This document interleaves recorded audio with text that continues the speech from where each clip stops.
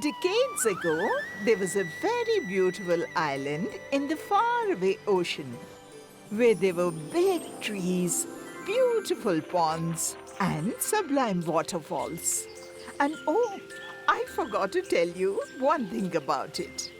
The rare white stones of this place, which were used to make the most magnificent sculptures in the world. Run away!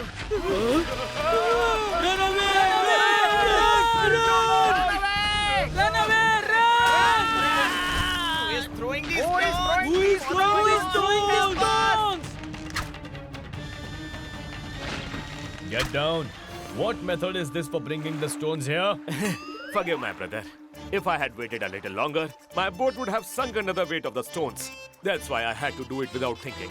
You are a strange person. What if someone's head got injured? Oh, am I strange or is it your island's rule? Have you ever heard that if someone wants to learn the special art of sculpting, they need to bring their own stone? Look who is talking. First change your rules. Then we will talk. I'm leaving. He spoke the truth. There's indeed a flaw in our island's rules. If we want to get rid of the daily troubles caused by the stones, then we'll have to talk to the king. Please tell me your problems. My king, the problem is that our royal sculptor Amar Sen's art of sculpting is so renowned that people from far and wide come to learn sculpting here. But this is a matter of pride for us.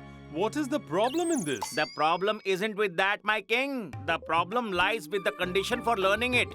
And the condition is that whoever wants to learn this art must bring their own stone. Now, due to this condition, stones keep falling on our shores constantly, causing a lot of trouble in our trade. Minister, is there a shortage of stones in our kingdom that artists are asked to bring their own stones? How can you say that, my king? Where there's no shortage of gold, silver, food, or anything else, how can there be a shortage of stones, my king? So what's the matter then?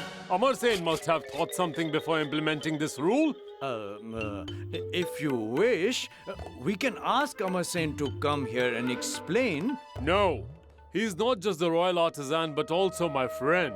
So I will go to meet him myself.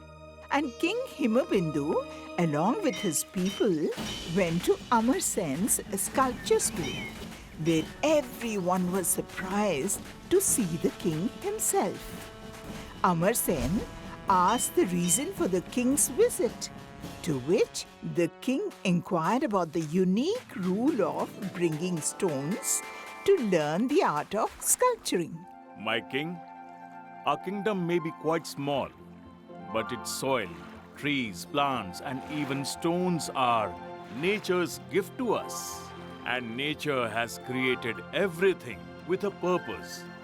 These trees, plants, water, mountains, stones, everything. Any interference with even one of these can disrupt nature's balance. And then there will be nothing left here. If there's nothing left, what will we give to the coming generations? Wow, Amar Sen, wow. I'm really pleased with the way you think. And as for your issues, I will soon arrange for a separate shore to be built for the sculptors to bring stones, so that you all don't face any inconvenience. Thank you, my king. This is a great idea. Everyone was pleased with the king's justice. And as the king had promised, a separate shore was made for transporting stones, which made the merchants happily continue their businesses. After a few years, when Maharaj Himabindu's son Rajdeep took over the throne, everything started to change gradually, because the thought process of King Himabindu and the new King Rajdeep was quite different.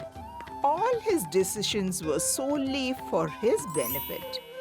After a few days, those who had previously complained started to fill Rajdeep's ears again about sculptor Amar Sen and his rules regarding the transport of stones.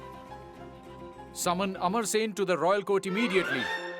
Forgive me, my king, but he is your father's friend. You should personally go to him. Your father used to do the same. Don't forget that I have taken the place of my father as the king. My orders must be promptly followed. And upon the orders of the new king, Amar Sen appeared in the court shortly.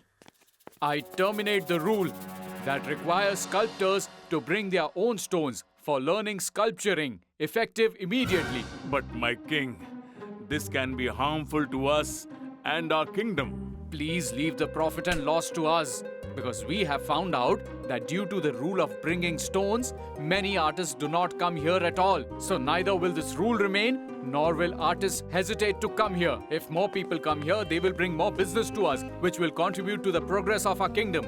But I'm not finished yet.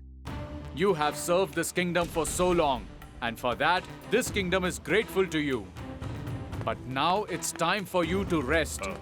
Therefore, you are relieved from your duties with immediate effect. as you say, my king.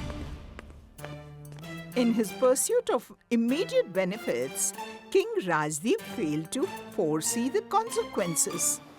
With the introduction of the new rule, a large number of people started coming to the kingdom. Heavy mining for stone began.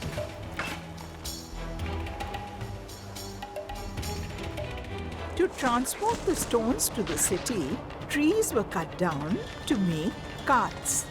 The digging caused soil erosion. The temperature increased. Drought set in.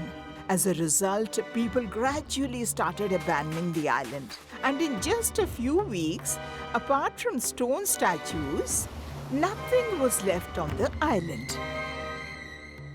And just as Amar Sen had advised King Himabindu, if the balance of nature is disrupted, everything will be lost, which eventually came true. Thus, the king's wrong decision turned the entire prosperous island into barren land and forced the happy residents to leave their homes. There, due to the king's wrong decision, he had to leave his kingdom. And here, it seems due to Uppi Uncle's wrong decision, we will have to leave the tent. Uppi Uncle, Amma had warned you not to remove stones from the riverside, but you ignored her. And now see, because of that, water is entering the tent. Oh no! Sorry, Amma. Where will we sleep now? Babu, Chiru, come with me.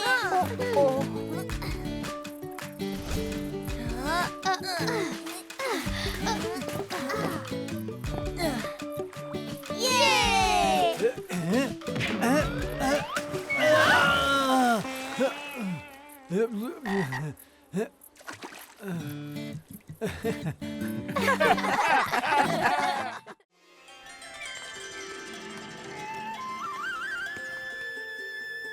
Kanchi was the daughter of a weaver in Vijayanagar who was very beautiful and hardworking. Once King Vidyadhar's son, Sriram, went out for a stroll when he saw Kanchi spinning cloth on the spinning wheel.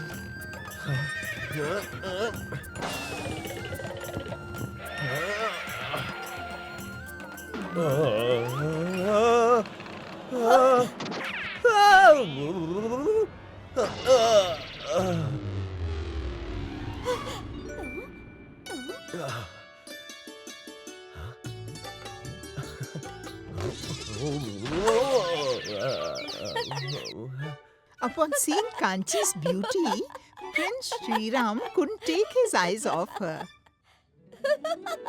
He had never seen such a beautiful girl before. So he immediately decided to marry Kanchi.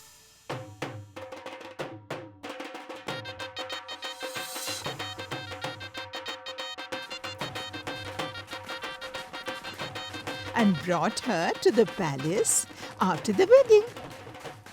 Kanchi had all all the comforts in the palace. Yet she was not happy because since childhood she was used to doing her own work. But here there were always maids around her, which meant she didn't have to do anything herself. So, even in the palace, she felt sad. Seeing Kanchi sad, the prince tried to make her happy by sending new clothes, jewelry, various delicacies. But still, Kanchi wasn't happy. And one day, when Kanchi was resting in the garden, The village life was so much better. I used to do my own work. There were so many people around to talk to. But here, there's neither any work to do nor anyone to talk to.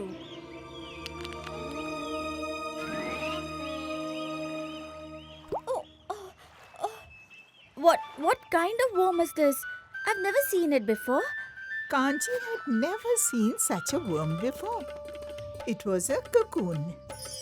And what was coming out of its body was silk. What is this? It seems like a thread. It's so soft. I can make such nice clothes with it. Soldiers, Yes, princess. collect all the silkworms from this tree and put them in warm water to extract their silk, okay?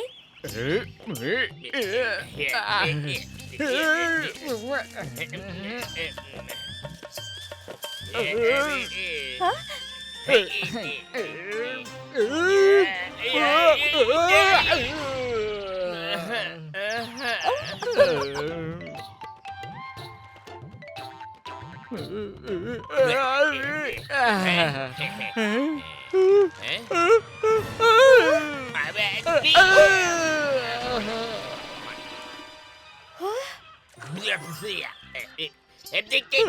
Princess, is this a worm or a monster? Upon Kanchi's orders, the soldiers gathered all the cocoons from the tree and soaked them in warm water, collecting a large amount of silk from them. Seeing this, Kanchi became happy and ordered a spinning wheel to make clothes from the silk. This is an amazing fabric. I have never seen such a velvety and beautiful fabric in my life. I haven't seen it either, and I'm glad that you also liked it. I want to make more clothes like this. Yes, princess. Weave as much fabric as you wish. Soldiers, Huh? collect all the silkworms in the kingdom and bring them right here. From now on, everyone in the palace will wear clothes made of this silk fabric. As you wish, prince. Kanchi was once again happy and she started working like before. In this way, Kanchi made the first silk cloth of Vijayanagar. The fabric was so silky and velvety that slowly its fame spread to the neighboring kingdoms, and everyone expressed a desire to make such silk fabric. Greetings, my king. I'm here from request from King Himabindu. Yes, Minister. Tell me. We have heard much about the silk fabric made in your kingdom. My king Himabindu wants you to share the art of making it with us. After all, knowledge is meant to be shared. And by doing so, your fame will reach far and wide. Yes, why not? Forgive me, king. I wish to say something. Go ahead, Prince. This knowledge is a boon to our kingdom. We can trade in it, but the secret of this knowledge cannot be disclosed to anyone. And just imagine, my king, how prosperous our kingdom will become through the trade of this marvelous silk fabric. I agree with the prince's words. Minister, please excuse us. No problem, my king. The prince has given permission for the trade, and that is sufficient for us. In this way, the trade silk fabric began with the neighboring kingdoms around Vijayanagar. And to ensure that the knowledge of this art did not reach any other place, the king ordered that no one was allowed to take silk thread or silkworms out of Vijayanagar, nor was anyone permitted to disclose this knowledge. Gradually, Vijayanagar prospered and became famous through the trade of silk fabric. This sari is so beautiful. Who is this for? This is for you. For me? You forgot? Today you are going to your in-laws' house. And since our kingdom trades silk with all the neighboring kingdoms, the princess of our kingdom should definitely get silk saris on a special day. I love making silk fabric with the spinning wheel. I'll not just take saris but also silkworms so that even after going there, I can make silk fabric. Don't make such a mistake, Malika. It was a strict order from the king. And don't forget, before leaving the kingdom, everyone is searched. If you're caught, it would be a big problem for you. What should I do then? Nothing. Whenever you need silk saris, just send someone to get them from here. Mallika was the niece of King Vidyadhar's brother, who had married a prince from a neighboring kingdom just a few days ago. She always used to help Kanchi in making silk clothes. So even after her marriage, she had a strong desire to make silk clothes. But without cocoons, it was not possible. So she came up with a solution.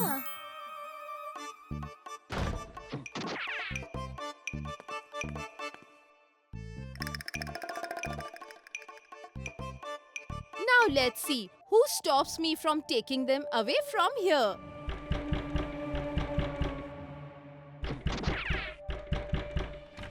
Sister, it's time for you to leave. But as per the rules of this kingdom, you will be searched before leaving.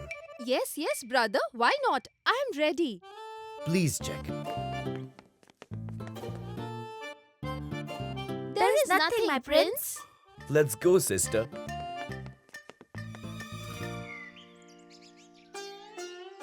Mallika cleverly took some cocoons with her and went to another kingdom where she started making silk clothes.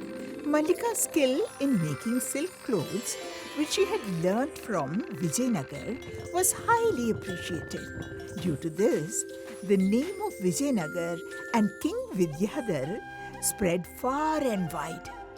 This led to a flourishing silk trade in Vijayanagar as well. King Vidyadhar realized that such amazing knowledge should not be hidden but shared.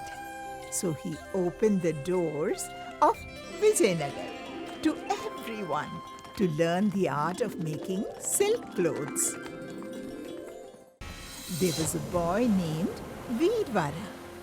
He used to work on a sea ship.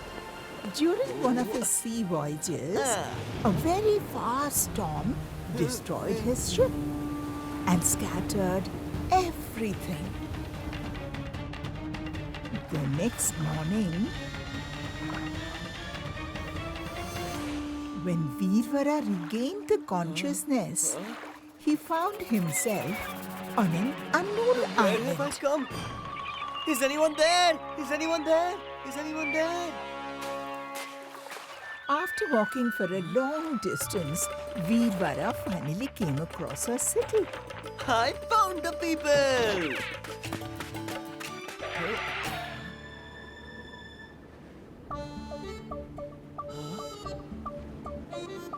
Where have all the people of this place gone? I can't see anyone. Hail the king! Hail the king! King, but where is he? Oh no! Stop! What's happening here? And where are you taking me? Despite the beauty of this island, the rules here are equally peculiar. According to these rules, whoever arrives, whether by accident or by traveling, he is declared the new king, while the former king is sent to a deserted island for the rest of his life. It's strange that whoever serves as the king has to spend their life in isolation. This is very weird. By the way, who is the king here at present? Me.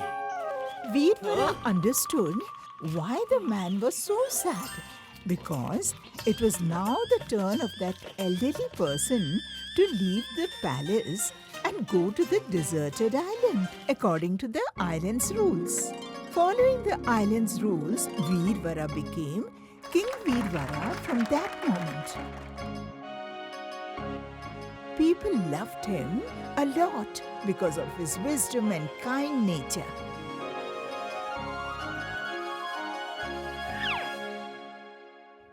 But there was one thing that troubled Veervara's mind, and that was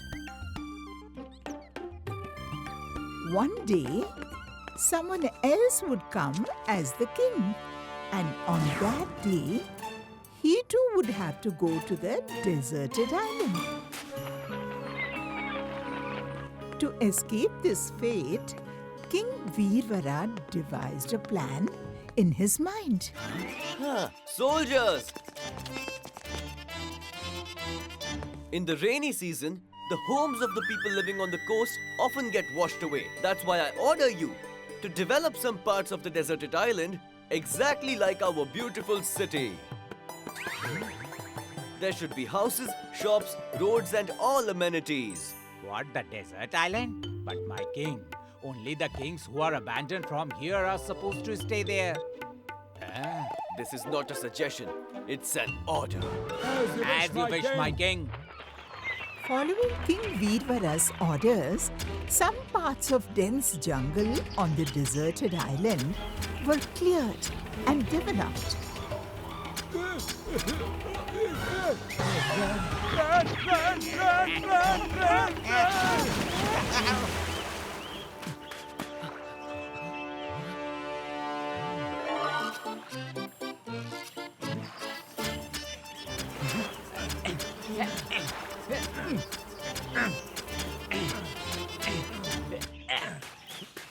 Now, the deserted island was no longer deserted.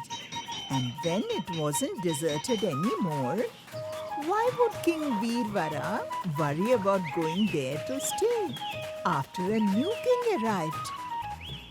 In this way, his plan worked, and he began to rule without worry. That's when one day, My king, my king, my king. There is news of a large ship sinking far away.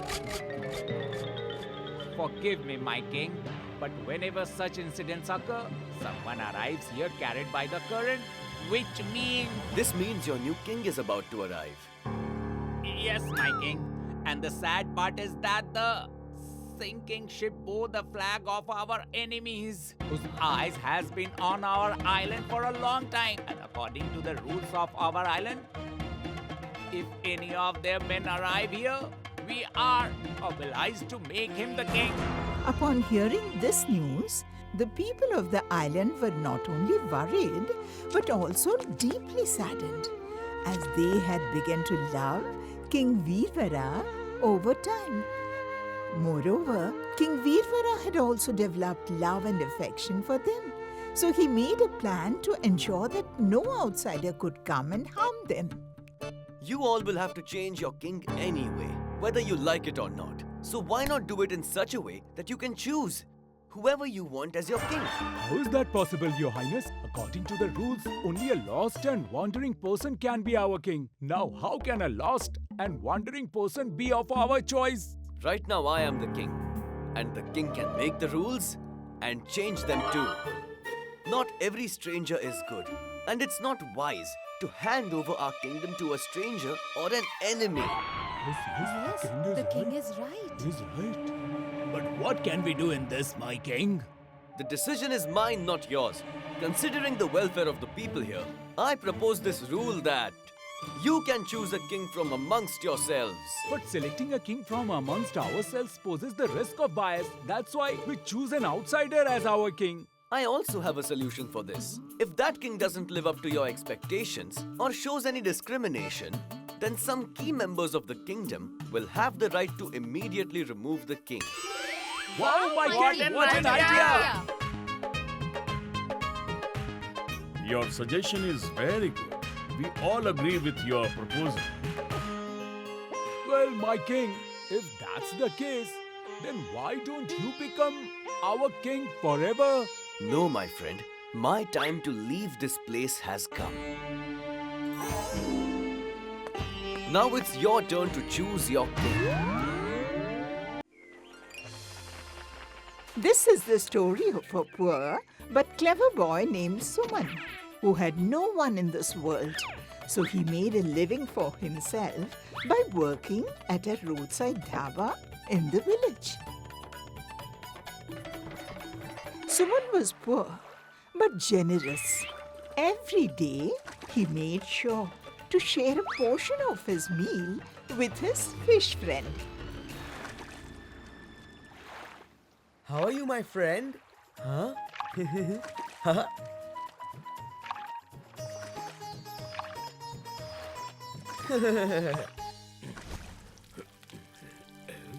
Suman? While working diligently at the dhaba, a cunning thief named Chantu notices him and asks Suman to come with him. What do I have to do? You just have to relax for 40 days, eat and drink, and then work a little on the 41st day. In return for which, I will give you 10 gold coins. One before the work and the other after its completion. Tell me, did you like my offer? Suman gets excited after hearing a great offer. He immediately leaves his work at the dhaba and sets off with Chantu.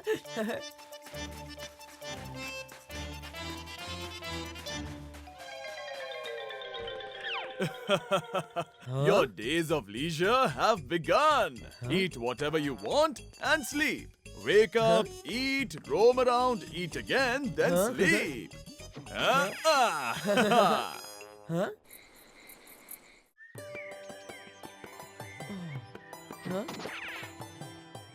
One day has passed. Huh? Huh?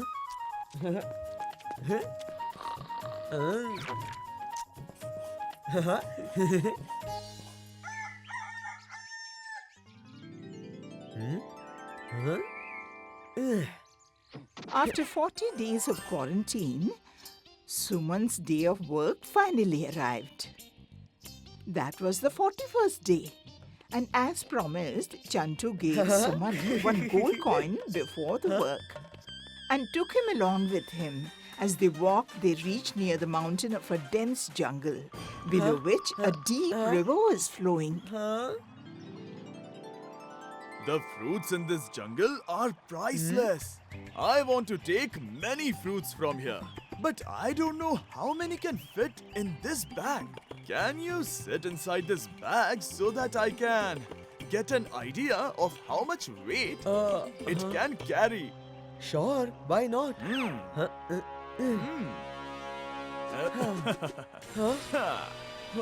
What are you doing? Get me out of here! It's just a matter of 2 minutes. Anyway, I have fed you and taken care of you for so many days. Now you can't refuse.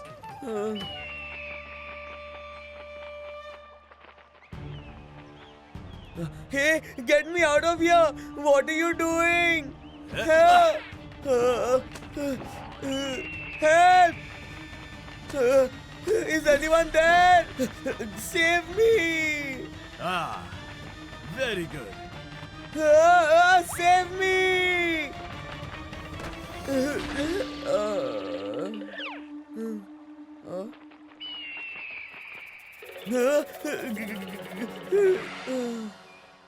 Uncle, get me out of here! Don't be afraid. Just throw as much treasure as you can from the treasures around you. Throw the treasure, then I'll show you the way.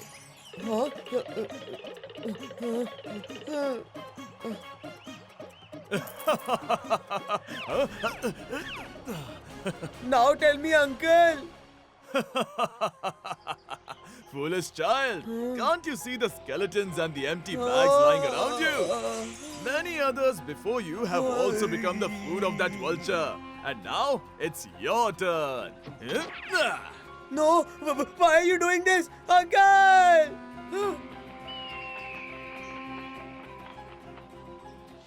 If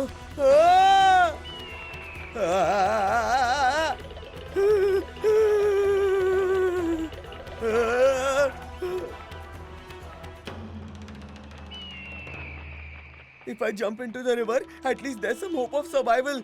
Here, these vultures will surely tear me apart and eat me alive.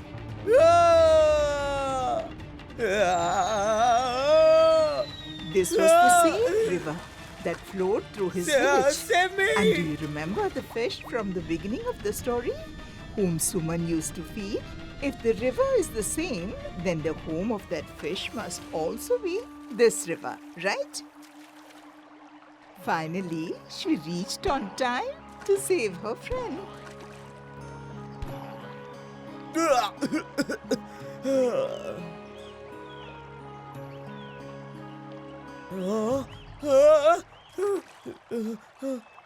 Thank you, my friend. Today I have nothing to feed you. Many days passed after this incident. Then one day, the trickster Chantu returns to the village in search of his next prey. When he spots Suman there, upon seeing him, he is left surprised. You? How did you return from the mountain? Suman was very clever. So this time he devised a plan to trap the trickster Chantu. It was quite easy. As soon as you left me and I managed to escape from the vulture, I found a cave which goes straight down under the mountain. I just followed it to run away. Oh, then I can take away all the treasure through that cave. Suman, my boy, forgive me, dear. I'm your uncle after all. You didn't tell anyone about the location of that cave, did you? Not yet. Well done. So, can you tell me the way to that cave? In return, I will give you so much money that your living expenses, food, everything will be taken care of. Oh, but this time you won't deceive me, will you? No, never. This way, they made a deal. And once again, they reached the same mountain. But this time, Chantu himself carries the bag and heads to the top of the mountain.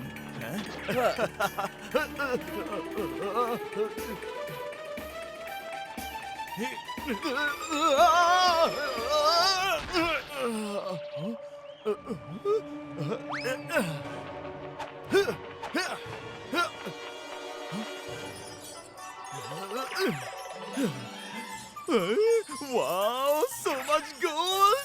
Yay! The treasure!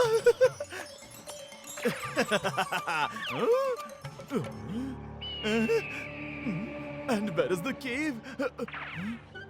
What's the way to the cave? I can't see any cave here! Where is the cave? What cave? Which cave?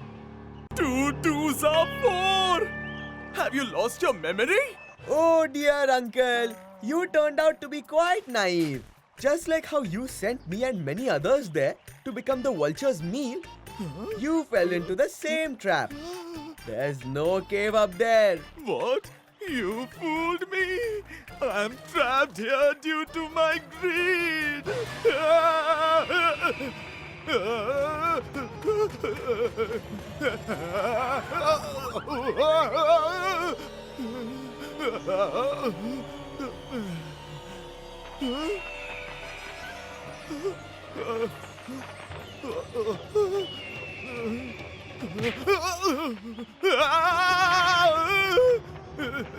Save me!